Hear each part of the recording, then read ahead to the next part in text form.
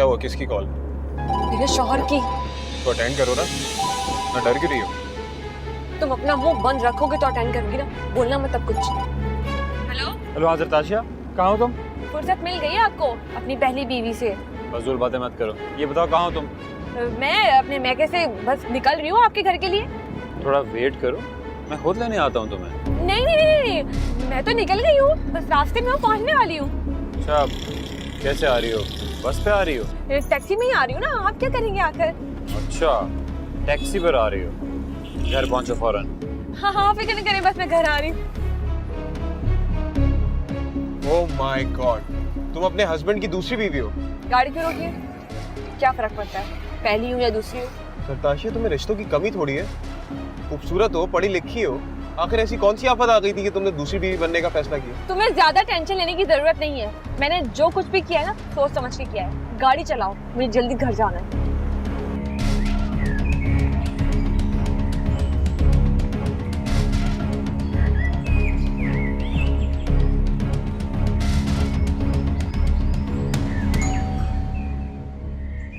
तुम कहाँ से आ रही हो? वो मैं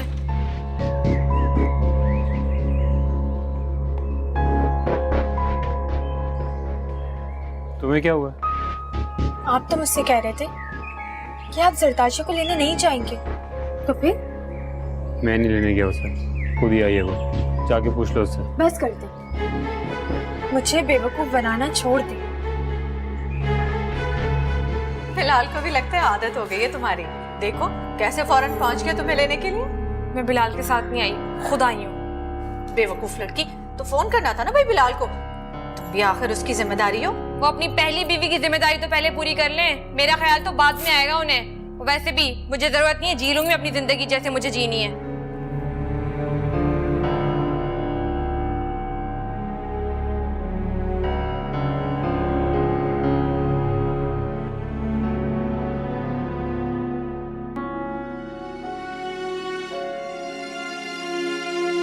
आगे की नवाब को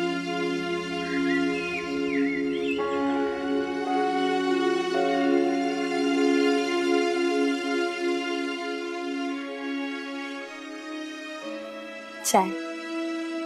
सुनो, कोई पेन किलर है घर में? क्या हुआ, सर में दर्द हो रहा है? हाँ यार, सर दर्द से फट रहा है। आप ये चाय पिए, आपका दर्द ठीक हो जाएगा।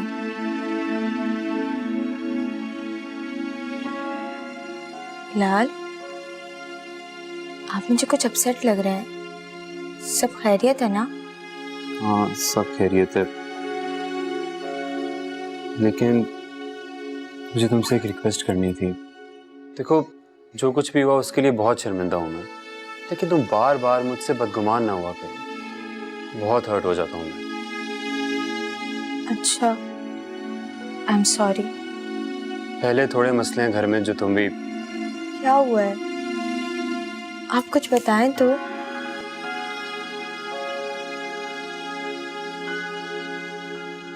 ऑफिस में कोई बात हुई है? प्रोफेशनल लाइफ के मसले तो इंसान सॉल्व कर ही लेता है, लेकिन जो मैरिड लाइफ के मसले होते हैं ना, खून चूस लेते हैं इंसान का। इंसान पल पल जीता और पल पल मरता है। क्या बात है, आप मुझे बताएं तो सही। तुम भी हंसोगी मुझ पर, मजाक उड़ाओगी मेरा, और सोचोगी बहुत अच्छा हुआ मेरे साथ। आपको मैं ऐसी लगती हूँ क्या? वक्त बड़े बड़ों को बदल देते हैं, तो उम्र में क्या चीज है। कैसी बातें कर रहे हैं आप, क्या हो गया आपको? अच्छा मुझे बताएं, क्या बात है? सरताशा को देखा मैंने किसी के साथ, मुझे तो समझ ही नहीं आ रही क्या हो रहा है मेरे साथ। एक मुसीबत खत्म नहीं होती और दूसरी शुरू हो जाती है। पता नहीं मेरे साथ ही हर दफा ऐसा क्यों होता है। क्या करूं, तुम ही कुछ बताओ। आप आवाज से तो बहुत खूबसूरत, सुलझी हुई और एजुकेटेड खातून लगती हैं, फिर आपने आखिर उस शख्स से शादी क्यों की जिसमें इंसानियत नाम की चीज तक नहीं थी? बस ये तो किस्मत के फैसले होते हैं अहमद साहब, अब क्या करें। कोई फैमिली प्रेशर या आपकी अपनी इन्वॉल्वमेंट? अस्तगफुरुल्लाह अहमद साहब, अब इन्वॉल्वमेंट के लिए मुझे एक कबाड़िया ही मिला था। मैं समझे कि फैमिली प्रेशर था, वरना मेरे लिए तो बहुत अच्छे अच्छे रिश्ते थे, बल्कि अब भी बहुत अच्छे अच्छे रिश्ते हैं, मेरी कौन सी उम्र गुजर गई है। जी अच्छा जी जी, मैं आपको जी थोड़ी देर में फ़ोन करती हूँ। जी जी जी, खुदा हाफिज़। उसी वकील का फोन था ना? हाँ, वो शाहिद कुरजैन को ढूंढ रहा है। अरे बेवकूफ बना रहा है तुम्हें बेटा। अरे आजकल के जमाने में बगैर मतलब के कोई किसी की मदद नहीं करता, और उसे क्या मुसीबत पड़ी है कि बगैर पैसों के तेरा केस लड़ता रहे। दुनिया में अच्छे लोगों की कमी नहीं है अम्मी, और मुझसे तो पैसों वैसों का जिक्र ही नहीं किया, और ना मुझे लगता है कि वो मुझसे पैसे मांगेंगे। अरे दिन रात तो फोन करके तेरा सर खा रहा है वो। मुझे तो डर है किसी चक्कर में ना फंसा दे तुझे। बेवकूफ नहीं हूँ मैं, शादीशुदा हूँ, एक बच्चे की माँ हूँ, और मुझे कोई बेवकूफ नहीं बना सकता। हाँ, बड़ी अक्लमंद आई। अरे मर्दों को इन चीजों से कोई फर्क नहीं पड़ता। वो ऐसे नहीं है अम्मी, फजूल में गलत अंदाजे लगा रही हैं आप।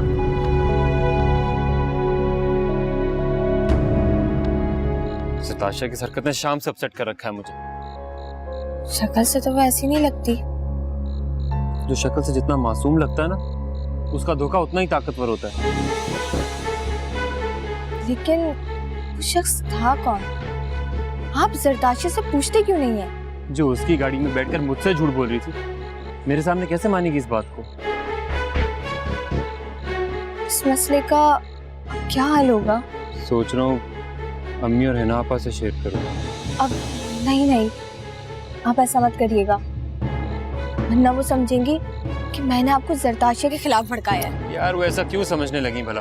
मैंने आज तक उनसे ऐसी कोई बात नहीं की। इसीलिए तो वो समझेंगी कि मेरे आने के बाद आपको जरदाशी में खामियां नजर आने लगी हैं। जब नजर आएंगी तभी कहूँगा ना। मेरा ख्याल है कि आपको अभी खामोश हो जाना चाहिए। अगली बार वो कुछ ऐसा करेगी तो मौके पे पकड़ लीजिएगा। मेरा खून खोल रहा है और तुम कह रही हो कि अब क्या फायदा है? जो होना था हो गया, उसने जो करना था वो कर चुकी है। अगर आपको पकड़ना ही था तो उसी वक्त पकड़ते। अब तो वो मानेगी भी नहीं, इसलिए आप मुनासिब वक्त का इंतजार करें।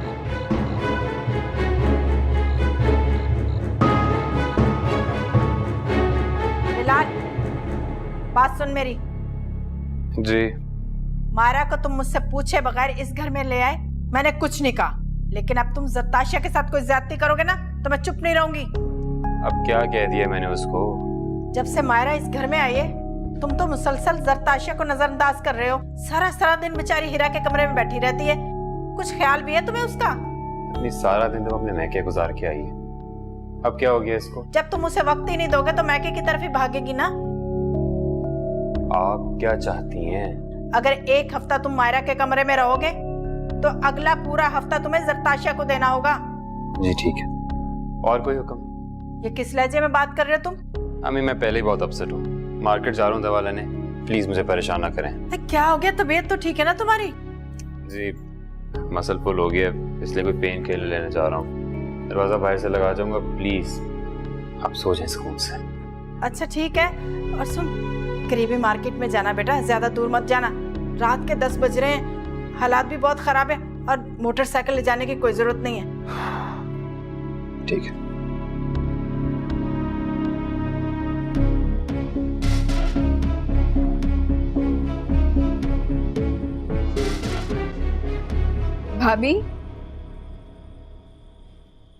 भाभी परेशान लग रही है कुछ। क्या तुमने कभी किसी से मोहब्बत की है?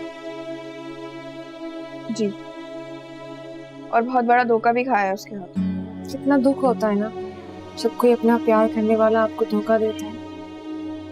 अभी आपने कभी किसी से मोहब्बत की? नहीं, मैंने नहीं की। तो फिर आप क्यों उदास हैं?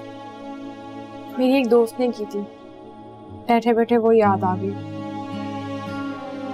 क्या हुआ था उसके साथ? उसने किसी के साथ बहुत मोहब्बत की थी, इतनी मोहब्बत की कि दुनिया भर की बदनामी मोल लेकर उसके साथ शादी कर ली, वो भी कोर्ट मैरिज से। उस लड़के ने शादी के 2 माह बाद ही उसे तलाक दे दी, अपने घर वालों के प्रेशर में आकर। ऐसे शख्स को ना चौक पे खड़े कर गोली मार देनी चाहिए। सही कह रही हो तुम हीरा, लेकिन ये मोहब्बत भी ना बहुत अजीब चीज होती है। जिसे हम बहुत चाहते हैं उसे गोली नहीं मार सकते। मेरी दोस्त कहती है, बहुत चाहती है ना वो उसे, गोली नहीं मार सकती। अच्छा खैर छोड़ो, बिलाल भाई कहाँ गए इस वक्त? मेडिकल स्टोर गए।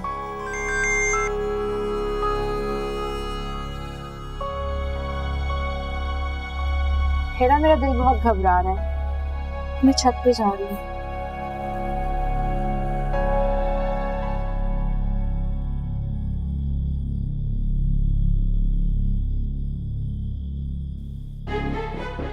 मेरा फोन,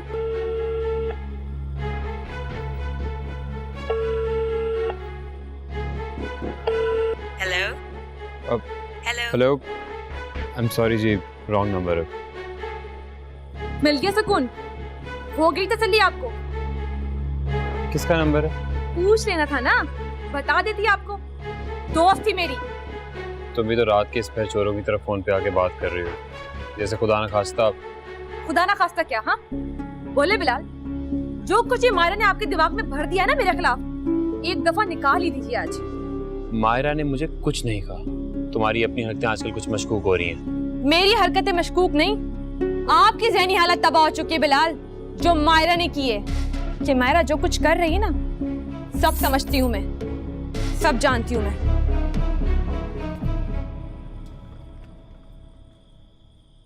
हेरा जी भाभी। हेरा, बिलाल अभी तक मेडिकल स्टोर से वापस नहीं आए। वो तो कब के आ गए? आ गए?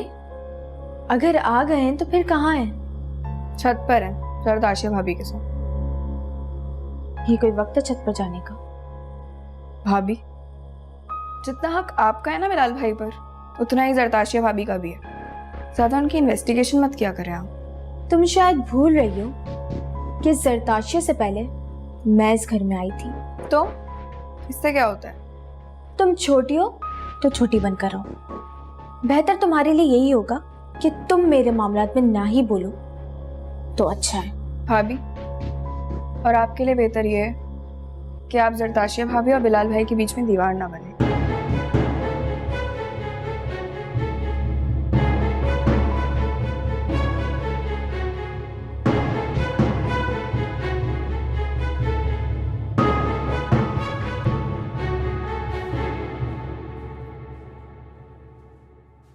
कहाँ थे आप? वो मेरे साथ थे। क्यों, नजर नहीं आ रहा क्या? छत पे थे हम दोनों। कोई एतराज है तुम्हें? मैंने तुमसे बात नहीं की, तुम तो अपना मुंह बंद ही रखो। मुझे भी कोई शौक नहीं तुम्हारे मुंह लगने का, समझी तुम? दरअसल बात तो करना दूर की बात है, मैं तो तुम्हारी शक्ल भी नहीं देखना चाहती। ओह, मैं तो जैसे बहुत तड़पती हूँ ना तुम्हारी शक्ल देखने के लिए। ये क्या हो गया तुम लोगों को? आपके सामने ये मुझसे किस लहजे में बात कर रही है? आपको नजर नहीं आ रहा? और तुम्हारे मुंह से तो जैसे कोई फूल झाड़ रहे हो ना मैडम, वो भी नहीं नजर आ रहा होगा। नताशा, चुप कर जाओ और जाओ अपने कमरे में। क्यों? मैं क्यों चुप करूं? मैं क्यों जाऊं अपने कमरे में? मैंने कौन सा ऐसे कर्जा ले रखा है? ठीक कहा तुम क्यों चुप करोगी? तुमने तो सबके घर खराब करने का ठेका उठा रखा है। क्या क्या कहा तुमने? मैंने ठेका उठा रखा है लोगों के घर खराब करने का? क्या तुम हमारे बीच में आई हो मैडम? अच्छी खासी हंसती खेलती जिंदगी को बर्बाद कर दिया तुमने। क्या मैंने तुम्हारी जिंदगी खराब की है? गलत फहमी है तुम्हारी, तुमने मेरी जिंदगी बर्बाद की है। और जरताशिया, एक बात कान खोल के सुन लो। चलो सुनाओ। मैं अपने साथ होने वाली ज्यादतियों पर खामोश नहीं रहूंगी। जैसे मैं तो बर्दाश्त कर लूंगी। कच्ची गोलियां नहीं खेल रखी मैंने कि तुम्हें ट्रे में रख के अपना मियां दे दूंगी कि लो एंजॉय करो, रख लो इसे। पागल तो नहीं हो गए तुम लोग? बंद करो लड़ना और नताशा, अपने कमरे में जाओ। मैं क्यों अपने कमरे में जाऊं? इसे बोलने जाने के लिए? जाओ। मैं तो नहीं जा रही। नताशा, मैं तुमसे आखिरी दफा कह रहा हूँ, अपने कमरे में जाओ। जा रही हूँ, लेकिन इतनी चहीती को समझा देना कि आइंदा मेरे मुंह लगने की जरूरत नहीं है इसे। आई बड़ी।